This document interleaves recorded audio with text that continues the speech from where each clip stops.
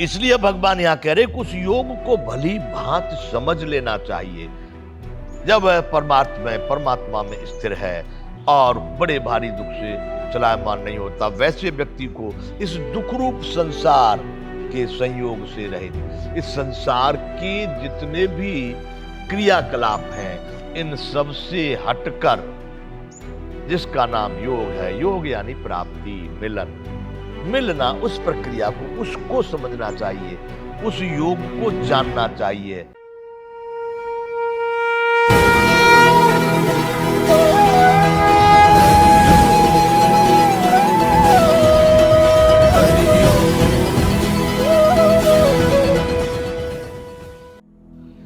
जय विश्ववंतु संपूर्ण गीता ज्ञान। तो जो परमात्मा में स्थित बड़े भारी दुख से चलायमान नहीं होता, इसलिए भगवान यहां कह रहे हैं कि तम विद्या दुख संयोग वियोगम योग संयतम स निश्चयेन योतव्यो योगो निर्वण्ण चेतसा। जो दुख रूप संसार के संयोग से रहित तथा जिसका नाम योग है, उसको जानना चाहिए, योग को जानना चाहिए, जो दुख रूप संसार से रहित है। मैं तो कह रहा था शरीर का भी उसको भान नहीं होता, तो उसको दुख कहां से विचलित करेगा, दुख कहां से समझ में आएगा। यह भगवान ने अगले श्लोक में कह दिया है, दुख रूप संसार के संयोग से रहित है, यानी संसार का ये दुख रूप संसार है। मानो कोई रूप संसार है, लेकिन उसका संयोग यानी उससे मिलना, उसकी याद या उसका स्मरण, इसकी प्राप्ति, वह है तो इस संसार से भी मुक्त हो जाता है। शरीर तो संसार में ही रहा। जो दुख रूप संसार के संयोग यानी प्राप्ति, मिलन, योग और संयोग दोनों एक ही शब्द है। संयोग अनायास, तो इस संसार के संयोग से रहित, यानी इसका भी उसको याद नहीं, इसमें भी चिंतन नहीं, संसार का कोई चिंतन नहीं, और जिसका नाम योग, उसको जानना चाहिए। भगवान अब कह रहे कि जो बड़े भारी दुख से भी चलायमान नहीं होता, वो जो व्यक्ति वहां पर स्थित हो चुका है, उस व्यक्ति को दुख रूप संसार के संयोग से हटकर जिसका नाम योग है, जिसको योग कहा जाता है, उसको जानना चाहिए। योग यानी उस प्राप्ति को, उस मिलन को, उस जोड़ को भली भांति समझ लेना चाहिए। कभी क्या होता है कि हम अनायास किसी वस्तु को पा लेते हैं, फिर अगर वो हमसे छूट गई तो हमको उसको ज्ञान नहीं था, उसका रास्ता मालूम नहीं था, उसकी प्रक्रिया मालूम नहीं थी, अनायास प्राप्त हो गई। अब अनायास प्राप्त हो गई तो ढूंढना भारी पड़ेगा, क्योंकि प्रक्रिया तो उसकी जानते नहीं थे। इसलिए भगवान यहां कह रहे कि उस योग को भली भांति समझ लेना चाहिए। जब वह परमात्मा में स्थिर है और बड़े भारी दुख से चलायमान नहीं होता, वैसे व्यक्ति को इस दुख रूप संसार के संयोग से रहित, इस संसार के जितने भी क्रियाकलाप हैं, इन सब से हटकर जिसका नाम योग है, योग यानी प्राप्ति, मिलना, उस प्रक्रिया को, उसको समझना चाहिए, उस योग को जानना चाहिए।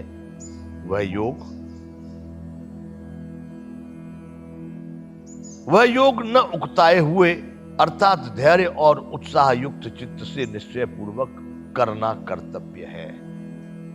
करना यानी उसको समझना। क्रिया यहां पर कौन सी है? योग में कौन सी क्रिया आएगी? लेकिन जिस प्रक्रिया में आप जिस मिलन को समझने का जो प्रयास कर रहे हैं, वह प्रक्रिया, उसको समझने का जो प्रयास कर रहे हैं, योग को भगवान यहां कह रहे कि योग उकताए हुए, अर्थात ऐसा नहीं कि भाई अब बड़ा परेशान हो गए, पा लेंगे, चलो देखो बड़ी मेहनत कर रहे हैं उसमें बड़ी जोर शोर से, नहीं, एकदम शांत चित्त, धैर्य, न उकताए हुए अर्थात धैर्य और उत्साह युक्त चित्त से निश्चय पूर्वक करना कर्तव्य है। ऐसा कोई हमको दबाव दे रहा है इसलिए हमको करना पड़ेगा। पर ऐसा उकताए हुए मतलब ना उकताए हुए, एक तो उकता गए नहीं ये कुछ नहीं, ना उकताए हुए मन, वह योग न उकताए हुए अर्थात धैर्य उत्साह युक्त चित्त से, जो चित्त जो मन जो चिंतन परेशानी में पड़ गया उकता गया, उकताना आप समझ रहे होंगे, ये मेरे विचार से उधर ब्रज क्षेत्र का एक शब्द है उकता गया, वो तो उकता गया मतलब वो उससे कंटाल गया, उसका चित्त उसमें नहीं लग रहा है। तो भगवान यहां कहना चाह रहे कि यह योग जो संसार के इस दुखरूप संसार के संयोग से रहित है, यानी संसार के जितने भी क्रियाकलाप है इनसे हटकर जो योग है उसको व्यक्ति को धैर्य से शांत चित्त होकर एकाग्रता से प्रसन्न मन से उसको जरूर ही निश्चय पूर्वक उसको पाना चाहिए, उसको करना चाहिए। ऐसा भगवान कह रहे हैं कि यही कर्तव्य है उस योग के लिए। योग का मतलब समझना बंधुओं, मिलन, जो मिलन है वो जो प्राप्ति है जो जोड़ है उसकी क्रिया कैसे हुई, कैसे प्राप्त हो रहा है वो उसको जानना चाहिए और उसको इस तरह से समझना ये कर्तव्य है।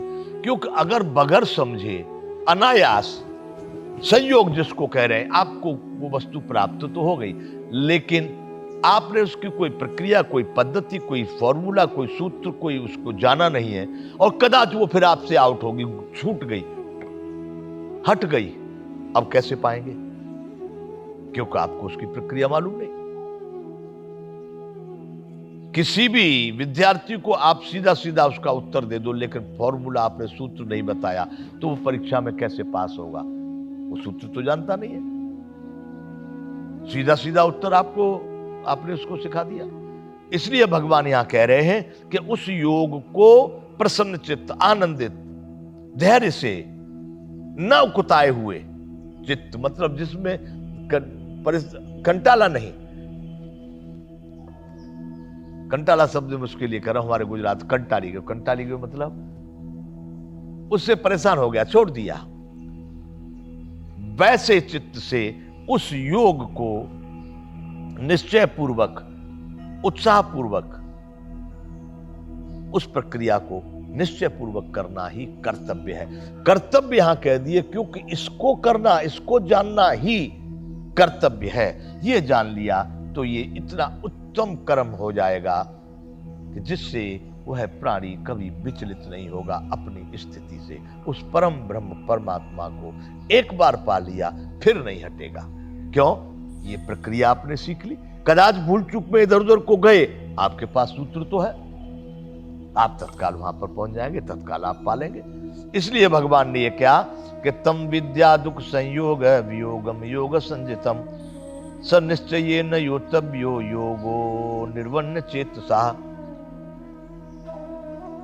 जो दुख रूप संसार के संयोग से रहित तथा जिसका नाम योग है उसको जानना चाहिए। उस प्रक्रिया को उस मिलन को जानने के लिए वह योग न उकताए हुए अर्थात धैर्य और उत्साह युक्त चित्त से निश्चय पूर्वक करना कर्तव्य है।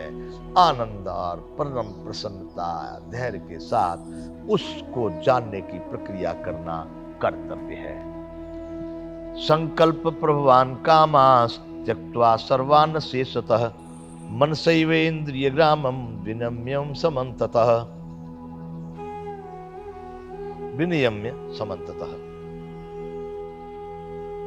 भगवान कह रहे हैं संकल्प से उत्पन्न होने वाली संपूर्ण कामनाओं को निःशेष रूप से त्याग कर और मन के द्वारा इंद्रियों के समुदाय को सभी ओर से भली भांति रोक कर समन्ततः मनसैव इंद्रिय ग्रामम विनयम्य समन्ततः। संकल्प से उत्पन्न होने वाली जितनी भी कामनाएं, संकल्प कहते एक चेष्टा उत्पन्न हो रही है, कामना इच्छा,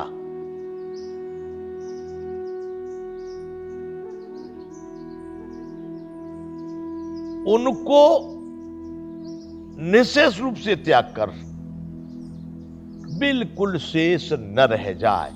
आदि तो छोड़ दी, आदि को सोच रहे करेंगे। जितनी भी आपके हृदय आकाश में, मन में, चित्त में जितनी भी कामनाएं आ रही हैं, इच्छाएं उत्पन्न हो रही हैं आपके संकल्प के द्वारा, उन सब को त्याग कर मन के द्वारा इंद्रियों के समुदाय को भली भांति रोक कर, संकल्प प्रभान कामांश त्यक्त्वा सर्वान् शेषतः मन से वे इंद्रिय ग्राम विनम्यम समन्ततः। भगवान का संकेत है कि संकल्प से उत्पन्न होने वाली जितनी भी इच्छाएं, कामनाएं हैं, उनमें बिल्कुल भी शेष न रहे, यानी संपूर्ण रूप से त्याग कर, शेष नहीं रहे। एक इच्छा उत्पन्न होगी कि चलो वहां तीर्थ यात्रा में जाना है, फिर सोचे कि चलो अभी नहीं जाना है, बाद में जाएंगे, तो बाद में जाएंगे शेष हो गया, अभी तो शेष रहेगा, बाद में जाएंगे। नहीं जाना है, नहीं जाना है मतलब नहीं जाना है, ये निःशेष हो गया। निःशेष रूप से त्याग कर मन द्वारा इंद्रियों के समुदाय को भली भांति सभी ओर से रोककर, मन ही सभी इंद्रियों का राजा है। यदि मन समर्थन नहीं करेगा तो किसी भी इंद्रिय के, किसी भी विषय का, किसी भोग का कोई अर्थ नहीं है। भगवान कह रहे हैं कि इस तरह से सभी इच्छाओं को पूर्णतया त्याग कर, भूल कर, नष्ट करके और मन के द्वारा सभी ओर से, मतलब किसी भी प्रकार की कोई भी हलचल नहीं। आप सोचो धर्म के लिए, कि तीर्थ के लिए, कि घर के लिए, कि विषय के लिए, कि वास्तव किसी भी, सभी ओर से इंद्रियों को भली भांत मन के द्वारा नियंत्रित करके शनै शनै परमेद्व बुद्ध्याधति गृहीतया आत्मसंस्थं मनः कृत्वा न किंचिदपि चिंतयेत। अब भगवान यहां कह रहे कि इस कार्य को कैसे करना होगा। एक साथ में तू तत्काल एक झटके में एक बार में पालेगा, ऐसा मुश्किल है, भारी पड़ेगा। तो भगवान यहां कहना चाहते हैं कि शनै शनै परमेद बुद्ध्या धति गृहीतया, क्रम क्रम से अभ्यास करते हुए, शनै शनै यानी धीरे धीरे एक क्रमबद्ध अभ्यास करता हुआ। एकदम हमने छोड़ दिया, कोई लड़की नहीं, कोई पुत्र नहीं, कोई पुत्री नहीं, कोई पत्नी नहीं, कोई मां नहीं, सभी संबंधों को त्याग दिया, सभी वस्तुओं को एकदम रोक दिया, कुछ नहीं, कोई सोच नहीं, कोई नुकसान हो सकता है, हानि हो सकती है, इस तरह से उस योग की प्राप्ति में गड़बड़ हो सकती है। इसलिए हे अर्जुन, शनै शनै धीरे धीरे क्रम से अभ्यास करता हुआ उपरति को प्राप्त हो, मतलब इस संसार से विरक्ति की ओर जा, धीरे धीरे शनै शनै अभ्यास करता हुआ, नित्य प्रति उसका अभ्यास करेगा और धीरे धीरे करके आज समझ रहे हैं आज हमसे इतना हो गया, ये इतनी ममता कम हुई, इतनी इच्छाएं कम हुई, इतनी वासनाएं कम हुई, इतना लगाव कम हुआ, इतना राग। आप स्वयं जब उस स्थिति में पहुंचेंगे, आपको समझ में स्वयं आने लगेगा, पूरा चित्र आपको स्पष्ट दिखाई देने लगेगा। अभ्यास कीजिए, शनै शनै परमेद्वा, क्रम क्रम से अभ्यास करता हुआ उपरति को प्राप्त हो, तथा धैर्य युक्त बुद्धि के द्वारा मन को परमात्मा में स्थित करके परमात्मा के सिवाय और कुछ भी चिंतन न करे। उस अभ्यास का क्रम बता रहे, अभ्यास कैसे करना है, अभ्यास में क्या करना है। धीर बुद्धि, जो बुद्धि सड़क इधर भागी, सड़क उधर भागी, सड़क इधर भागी नहीं, धीर बुद्धि उसको कहते हैं, धैर्य बुद्धि उसको कहते हैं। कि आपत्ति आ जाए, विपत्ति आ जाए, कोई भी हलचल आ जाए, कोई भी दुर्घटना आ जाए, कोई भी मुश्किल आ जाए, फिर अपनी जगह पर से हिलेगी नहीं। वह जहां पर लगी, वह धैर्य, उसका वह अस्तित्व, वह स्थिति बिगड़ेगी नहीं। उसका नाम है धैर्य युक्त बुद्धि। उस बुद्धि के द्वारा मन को परमात्मा में स्थित करके, मन को परम आत्मा, आत्मा महात्मा परमात्मा, जो सबका सुहृद, सबका हितैषी, सबका कल्याण करने वाला, जो जड़ चेतन सब में समाया हुआ है, ऐसे उस परमात्मा में मन को उस धैर्यवान बुद्धि के द्वारा, धैर्य युक्त बुद्धि के द्वारा मन को परमात्मा में स्थित करके परमात्मा के सिवा और कुछ भी चिंतन न करे। अभ्यास करना है इस बात का। ये मन कोई साधारण नहीं है। अभी आगे अर्जुन इसमें प्रश्न करते हैं। भगवान बड़े आसानी से, बड़े आराम से कह रहे कि उस धैर्य वाली बुद्धि से उस मन को परमात्मा में स्थिर करके फिर उसके सिवाय, उसके अतिरिक्त कोई दूसरा चिंतन नहीं। देखेंगे यहां शारीरिक कार्य हो रहे होंगे, भूख भी लगेगी, नींद भी लगेगी, प्यास भी लगेगी, सब मलमूत्र त्याग की इच्छा भी होगी, सब कुछ होता रहेगा, लेकिन वह परम ब्रह्म परमात्मा में स्थित, उसके लिए ये भी सभी गुण ही गुण में वर्त रहे हैं, कर्म ही कर्म में वर्त रहे हैं। प्रकृतिर क्रियमाणानि गुणै कर्माणि सर्वशः अहंकार विमूढ़ात्मा कर्ता हमिति मन्यते। भगवान पहले ही कह चुके हैं, जो अहंकार से मूढ़ है वही समझता है कि मैं कर रहा हूं, नहीं तो ये तो सब होने वाला हो रहा है, इससे हमारा लेना देना नहीं है। मेरा लेना देना है तो मन चित्त बुद्धि अहंकार इनको ठीक करके सभी इंद्रियों के विषयों से संयोग, उसके इंद्रिय विषय संयोग से प्राप्त होने वाले भोगों से सब तरह से उपरत करके, सब तरफ से हटा करके भगवान कह रहे हैं कि क्रम क्रम से तू अभ्यास कर, और उस अभ्यास के द्वारा इस संसार से उपरति यानी विरक्ति, छुट्टी, इससे हट, और उस धैर्यवान बुद्धि के द्वारा मन को परमात्मा में ऐसा स्थित कर दे, ऐसा स्थित कर दे जो फिर मन उस परम ब्रह्म आनंद के अतिरिक्त किसी भी चीज का चिंतन न करे। तो बंधुओं ये अभ्यास बता रहे, ऐसा नहीं कि हमने कह दिया, आपने सुन लिया, भगवान ने कह दिया, आपने पढ़ लिया और तत्काल मन स्थिर हो जाएगा, परमात्मा में लग जाएगा। इसलिए भगवान कह रहे हैं कि भागेगा, फिर भागेगा, फिर भागेगा, फिर भागेगा। बुद्धि भी इतनी परिपक्व नहीं है जो पकड़ के रख लेगी, उसको एकदम सही काम में लगा देगी, ऐसा नहीं हो पाएगा। बार बार, क्योंकि बुद्धि का भी अभ्यास होते होते हुए बुद्धि परिपक्व हो जाएगी, और उस परिपक्व बुद्धि के द्वारा, उस धैर्य युक्त बुद्धि के द्वारा तब फिर मन को परिपक्वता मिलेगी, और मन जब परमात्मा में स्थिर होने लगेगा, ये कार्य अर्जुन तू धीरे धीरे क्रम से कर, और जब ये स्थिति प्राप्त होगी कि मन परमात्मा के सिवा और कोई चिंतन नहीं करेगा, वह स्थिति तुझे प्राप्त करनी है कि मन उसी में समा गया, फिर कहीं भी भटके नहीं। यतो यतो निश्चरति मनश्चलम स्थिरम, यतो यतो निश्चरति मनश्चंचलम स्थिरम। ये चंचल है, मन कोई साधारण तो नहीं है बंधु, चंचल, बड़ा चंचल है, हल्का चंचल नहीं है, बहुत चंचल है। यह स्थिर न रहने वाला और चंचल मन, भगवान करें यतो यतो निश्चरति मनश्चंचलम स्थिरम ततस्ततो ततस्ततो नियम्यै तदात्मन्येव वशं नयेत।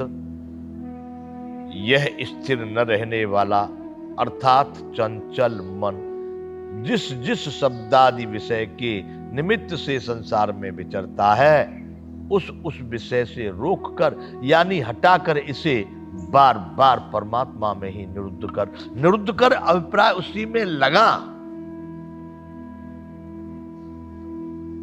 यतो यतो निश्चरति मनश्चंचलम स्थिरम, भगवान ऊपर कहे कि क्रम क्रम से धीरे धीरे शनै शनै अभ्यास करता हुआ इस संसार से उपरति विरक्ति को प्राप्त कर, और धैर्यवान बुद्धि के द्वारा, धैर्य युक्त बुद्धि के द्वारा इस मन को परमात्मा में लगा और वहां से फिर और किसी का चिंतन मन न करे, ऐसा भगवान बताए।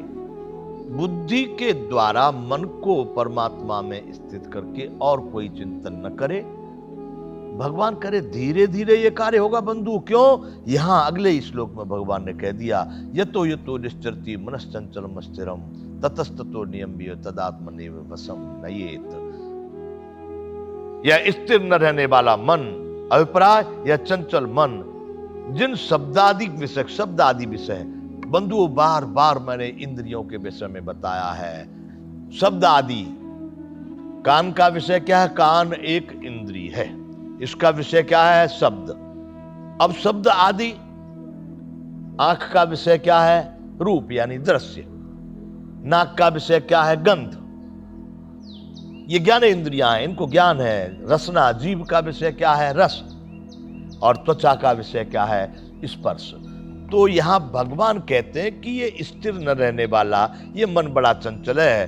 जब शब्दादि विषय के निमित्त संसार में विचरता है, शब्दादि विषय, तो शब्द आदि यानी रूप है, शब्द है, स्पर्श है, रस है, गंध है।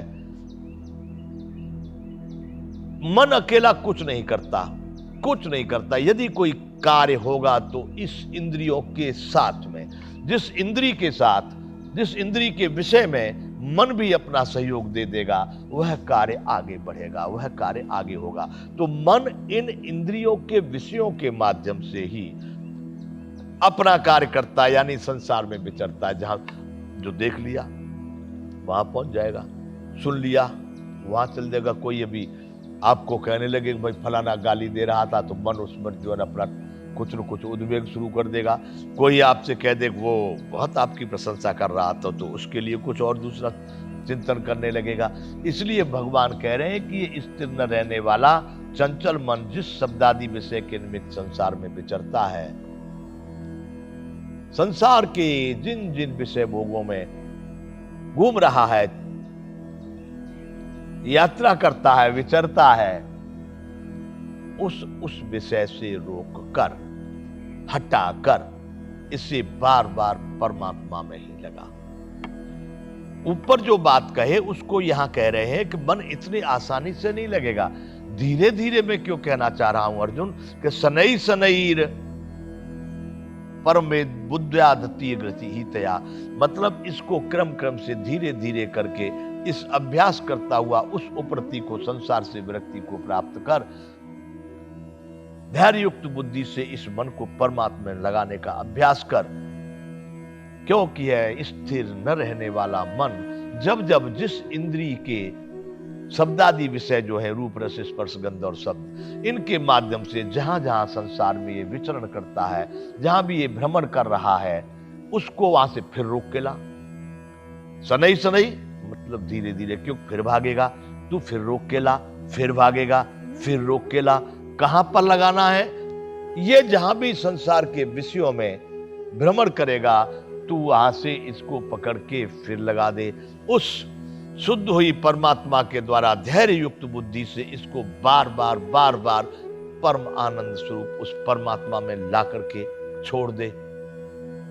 भागेगा, जरूर भागेगा अर्जुन। ये इतना आसान नहीं है जो एक बार में तुमने सोच लिया हो गया। संभव है कि कोई इस प्रकार का योगी पूर्व काल से, पूर्व जन्म से अपने उस अभ्यास को करता आ रहा हो और बीच में भटक गया हो तो आसानी से भी पहुंच जाए, पर एक बार में तो नहीं, बार बार रोक करके ला। प्रशांत मनसम ह्येनम योगिनम सुखमुत्तमम उपैति शांतरजसम ब्रह्मभूतम कल्मसम। क्योंकि जिसका मन भली प्रकार शांत है, अर्जुन ये बराबर भाग रहा है, लेकिन उस अभ्यास से शनैः शनैः तुमने संसार से विरक्ति पा करके उस शुद्ध बुद्धि के द्वारा मन को तुमने रोक करके वहां पर बार बार परमात्मा में लगाया।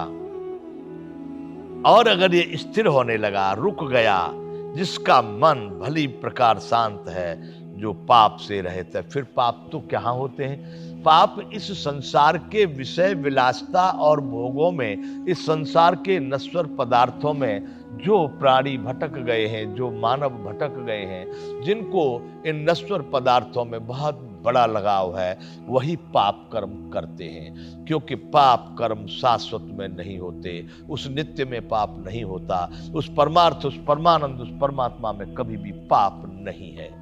वह सदैव निर्दोष है, वह निर्विकार है।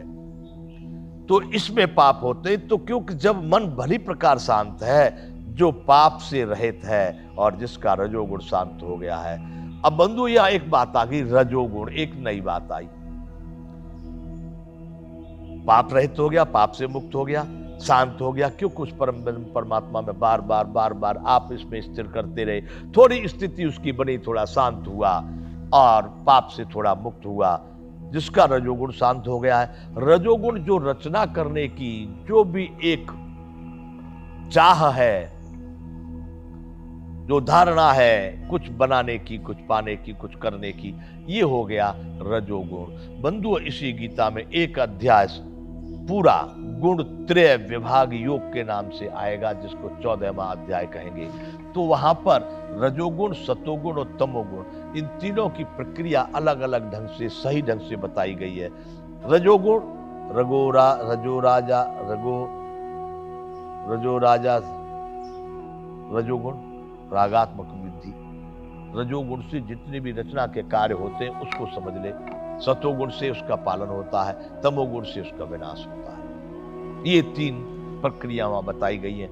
भगवान यहां कह रहे हैं कि जिसका मन शांत हो गया, जो पाप मुक्त हो गया और जिसका रजोगुण शांत हो गया, अब उसमें कोई अपेक्षा और इच्छा, महत्वाकांक्षाएं नहीं रह गई। ऐसे इस सच्चिदानंद घन ब्रह्म के साथ एक ही भाव हुए योगी को उत्तम आनंद प्राप्त होता है। बंधुओं, भगवान बड़ी बारीकी से, बड़ी सूक्ष्मता से अर्जुन को समझा रहे हैं। अर्जुन, ये इस तरह से बस में होने वाला नहीं है, इसलिए तू धीरे धीरे करके संसार से विरक्ति को, प्रति को प्राप्त हो और अपनी उस धैर्य युक्त बुद्धि से मन को परमात्मा में स्थिर कर। लेकिन इतनी आसानी से नहीं होगा, भागेगा, इधर उधर को भागेगा। जैसे जैसे तेरा ये स्थिर न रहने वाला मन, चंचल मन, जिन शब्द आदि विषयों में भटकता रहता, उनसे रोक करके बार बार हटा करके फिर परमात्मा में लगा। संसार के विषयों में, चिंतनों में, नश्वर में जहां भटक रहा है, फिर ला परमानंद की तरफ फिर ला।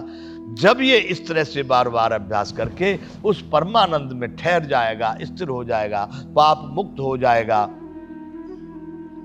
और रजोगुण शांत हो जाएगा। ऐसे सच्चिदानंद घन ब्रह्म में, जब उस परम आनंद स्वरूप परमात्मा में जब यह एक ही भाव से स्थिर मन हो गया, सभी इंद्रियों के कार्य शांत हो गए, परमात्मा में एकीकरण हो गया, वैसे योगी को उत्तम आनंद प्राप्त होता है। बंधु, यह योगी कह दिए, क्या उसने प्राप्त कर लिया, वह मिल गया, वह जुड़ गया। जिसने उस जोड़ को पा लिया, जिसने उस मिलन को पा लिया, जो उसमें समाहित हो गया, वह योगी। तो भगवान कह रहे हैं कि इस सच्चिदानंद घन ब्रह्म के साथ एक ही भाव हुए योगी को उत्तम आनंद प्राप्त होता है। बंधुओं, आप भी, और मैं तो उन सबको कहता, इसके लिए आयु नहीं,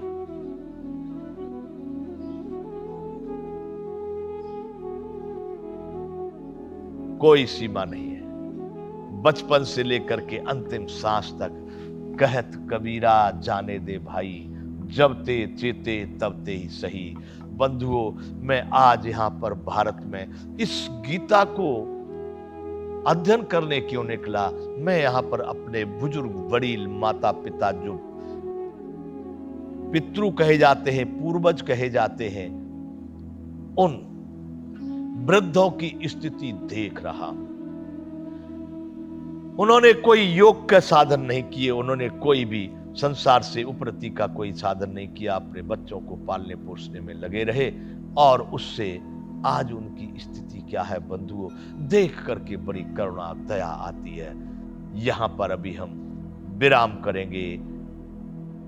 यहां से आगे फिर वार्ता चालू रहेगी। जय विश्व बंधु।